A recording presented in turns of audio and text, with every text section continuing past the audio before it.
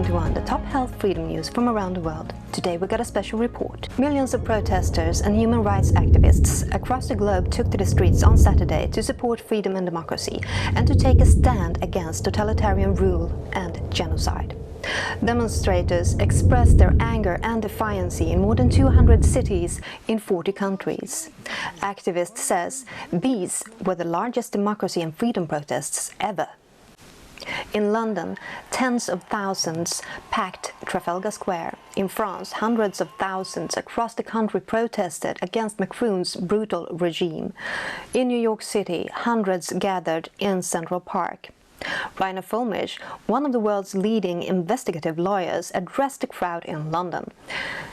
He condemned totalitarian rulers for fabricating the fake pandemic. He called COVID restrictions, quote, as destructive as a world war, end quote, adding that there's, quote, no evidence that a pandemic even exists, end quote, and that anyway there are cures for the disease.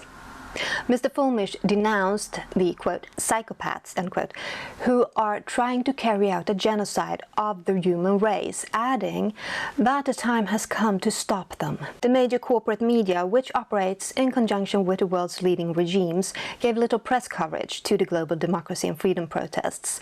In those rare cases when the media mentioned the protests, the coverage was negative. Protesters were dispatched as right-wing extremists and accused of attacking police.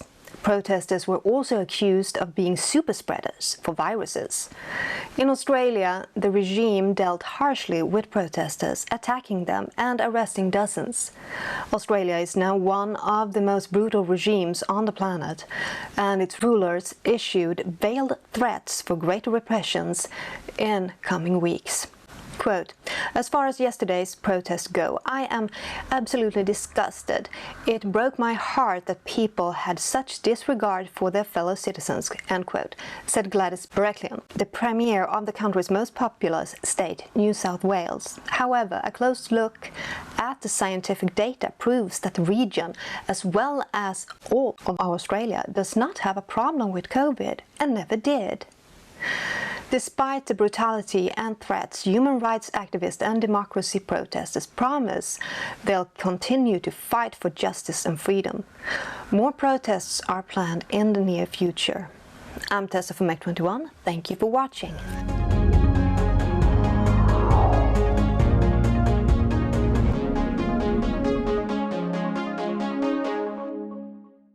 Thomas!